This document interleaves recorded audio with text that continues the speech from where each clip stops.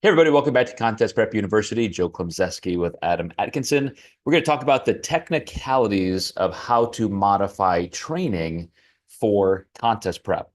And this is a topic we covered quite a bit, Adam. All the nuances that go into strength training, hypertrophy, different body types, calories, status, specifics. But when you get into prep, obviously a lot changes in energy dynamics. And you just have a lot less to work with in the gym. And I see an awful lot of people, of course, trying to increase frequency, oftentimes because training splits are hitting body parts 2 to 3 or even more times per week. That's not necessarily trading volume for frequency. They're still getting a lot of each. And I had a client just in the last week mention that, gosh, the upper body workouts you gave me are really getting kind of long. And this is also a person who wants to train delts 4 or 5 times a week. And so we're trying to split the types of movements, the sagittal plane, rotational, blah, blah, blah. And I just really thought this was an interesting thing to pick apart. And then our friend Eric Helms had a story today where he was referencing a 2024 meta-analysis by Robinson et al. And they look specifically at contextualizing reps in reserve with hypertrophy and strength. And I thought this was a great place to try to interject some of this information. So before I get into that, uh, where do you stand right now in terms of how you program clients differently on the training side, off season to pre-contest? What kind of differences are there? And if I could layer this in, just in the last few years, has new research, have different methods forced you to change anything at all?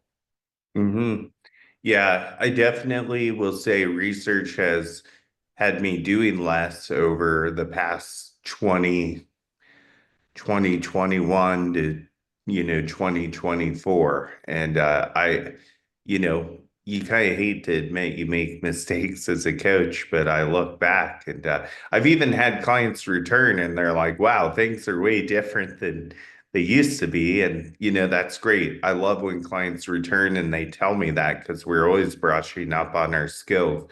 So typically I will have my contest prep clients, when they're deeper into the prep, go maybe less days a week, even closer to the contest, depending on how injury prone that person is, we may even take out certain exercises. I have a client who is 3 weeks out and she was due for new programming. And it was just at that cusp where I'm like, let's not go 4 more weeks and have you be bored with your programming. So we changed it, not by a ton, but I did take her deadlifts out of there because I just didn't want to risk it. And, we did do some hip hinge variation, but just not specifically the deadlift anymore. And, you really have to think, and that's what's fun about crafting and what makes your program different from another person. There's going to be a lot of similarities, but there can also be some pretty distinct differences too. And I usually like to tell my clients that so then they know the thought that went into their program too. Mhm. Some of the things that I think the Schoenfeld meta-analysis from 2017-18 that people reference quite a bit now uh, created this principle that I think everybody has widely accepted now, that total volume in a week is the right metric to look at. So you can work out once per body part, twice, 3 times, maybe more. But then, of course, you have to see, are you getting deep enough into that work to really create stimulus? If you're spreading it out too thinly, if you're doing 4 sets times 4 or 5 days instead of getting 8 sets, 12 sets, 16 in 1 or 2 workouts. So I find it still best to kind of have a primary day where you're doing your harder work and then maybe a secondary. People who like to work a body part even a little bit more, you got to be very careful with recovery. Maybe you're splitting it up into different planes of motion or things that overlap, the body parts that are accessory to other larger compound movements. But one of the things that Helms brought up in the study is that when you get into absolute failure, maximum effort, zero reps in reserve, studies do confirm that you get closer to hypertrophy. The higher amounts of hypertrophy collect on that side of the axis. But when you get into one, two, and maybe even three reps in reserve, you're not straying that far. So are you really giving up anything if you keep a couple reps in the tank and therefore maybe reduce risk of injury, maybe not get quite as sore so you can train with more frequency that week? So I know that has raised a lot of eyebrows in the last almost 10 years as people try to hit more frequency. And I think that can help in prep as we're trying to focus on what that calorie deficit might mean. If you are obliterating yourself to the point you're just sore and you can't move, it's going to be easier to get injured when you try to hit that body part for a second or third time. Now, how do you do that? And is there a way to really test a theory like this? I think for all of us, you just kind of feel it, you live in your skin, you can gauge your progress year to year to year. But I have even started changing different planes of motion, let's say for back, very complex group of muscles. So kind of a pull down motion or those variations, pull over type variations, rowing, and then of course hinging, deadlifts, etc. Very different, but yet overlapping musculature that you're stimulating. So when you get into prep with your clients, Adam, do you separate body parts apart even further just to get more frequency and less time in the gym? Or what kind of modifications might you be making there? So sometimes we will separate the groups further apart, but you always have to take in consideration people's schedule. So I always send a tentative split, but they may have to adjust it. Oh crap, I can't do Wednesday, but I can train Thursday. So sometimes they may need to actually bring those muscle groups closer together than you would like. But especially like base it off soreness, are your legs? I get this a lot with my wellness clients. I think one of the things where I move the splits around a lot, my legs are still sore from the last time I trained legs. We may need to like flip flop and put a shoulder day in between or something like that. So I really base it off of the client's recovery. But people tend to recover slower during prep. And, even though wellness is a more leg dominated division, it's just not feasible to train legs as much in the in season as it is the off season. Especially with the cardio demands, it's really hard to balance that. I find that's one of the hardest divisions and the hardest balancing act for programming. Yeah, and I have had two conversations this week that I think are very pertinent to this. One is with a client who is a male pro, good physique, and because of the pressures of division criteria, et cetera, wanted to train delts 4 or 5 times a week. And after a couple of weeks, because of course I was skeptical, I didn't want to do that. I didn't program like that until he asked. And so I asked him, how are you doing? How are you covered? Are your shoulders getting sore? Oh yeah, like really sore. And like in the joint, like tendons, yeah. Like, and you think that's a good idea? Um, because I don't. Like, you're going to risk a supraspinatus tendonitis or something like that, or worse. Some kind of pain response could, make you glitch a little bit on your biomechanics, and you even tear a labrum or something. Um, Totally unrelated, but it made me think of a friend of mine, a coach in our Flexible Dieting Institute network, who literally fractured part of the fossa of the shoulder joint squatting. Um, and of course, he had a lot of load on the bar to create an actual osseous fracture. But it makes me wonder, is there something with just the positioning, a little blip in focus, that sort of thing? And that's what you get into sometimes when you're a little bit overtrained and not focusing quite as much. I have no idea if that was the case with him. But it makes you wonder that one time something bad happens, you'll question everything. But another client of mine, or not client actually, this other conversation was an exercise science intern that I have right now. And we're going through some client shadowing and some programming. And one of the things we worked on this week was some case study work with training programming.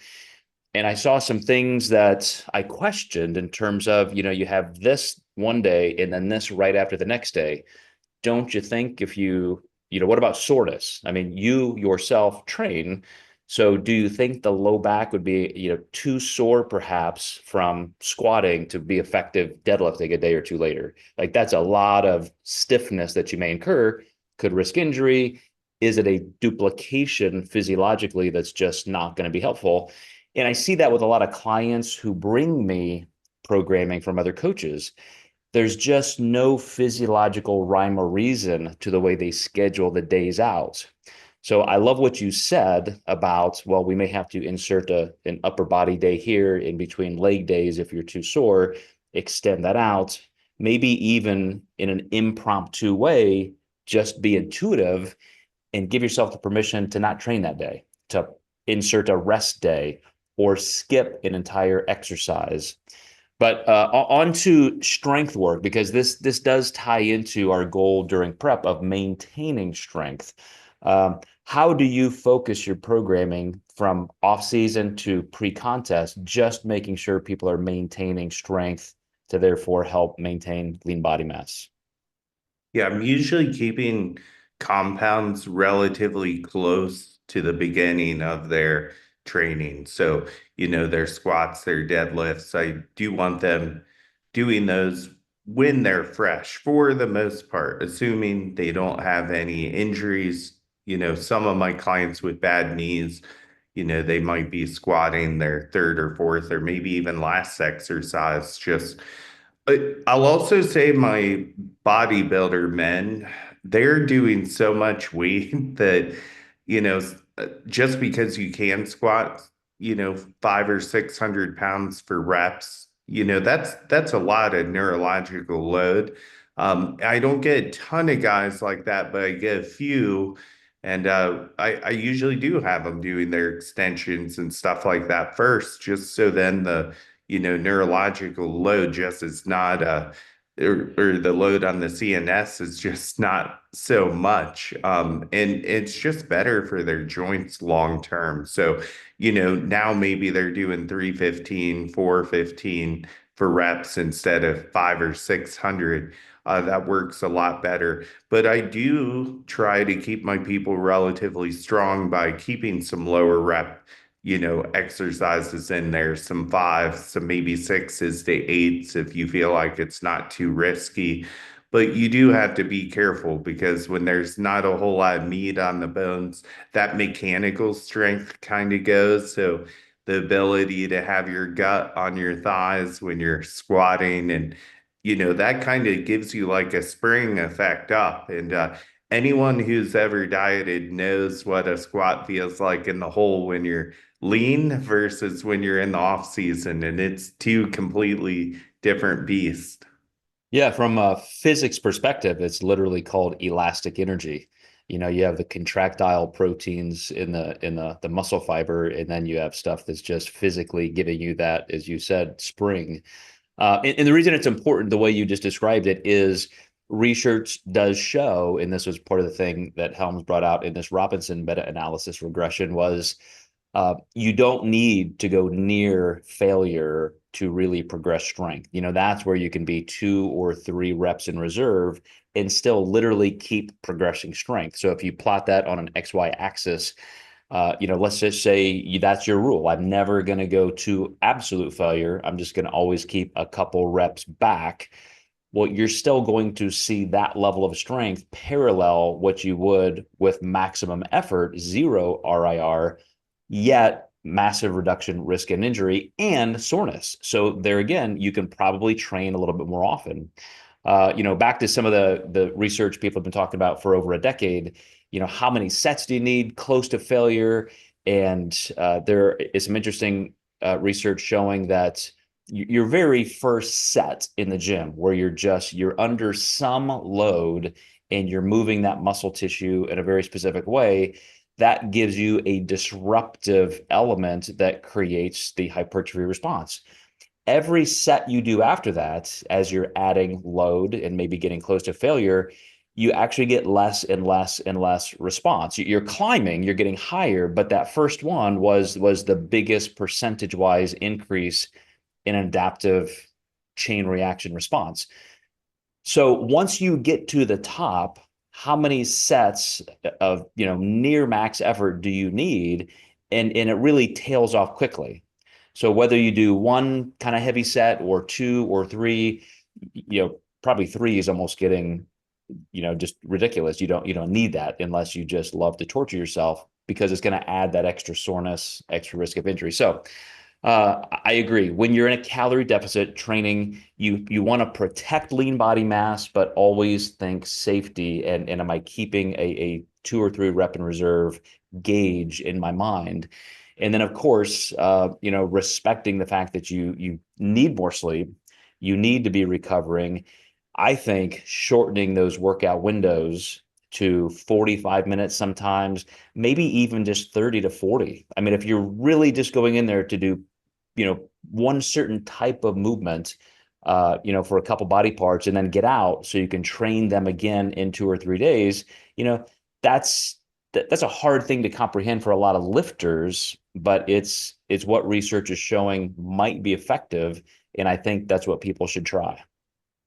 Absolutely. I think that's one thing that's changed as my training time has gone down significantly from what I used to do, what I used to do with my clients. And I find like the results have actually been better. I think that's a hard thing for people to grasp because we're really tied into a world where more is better.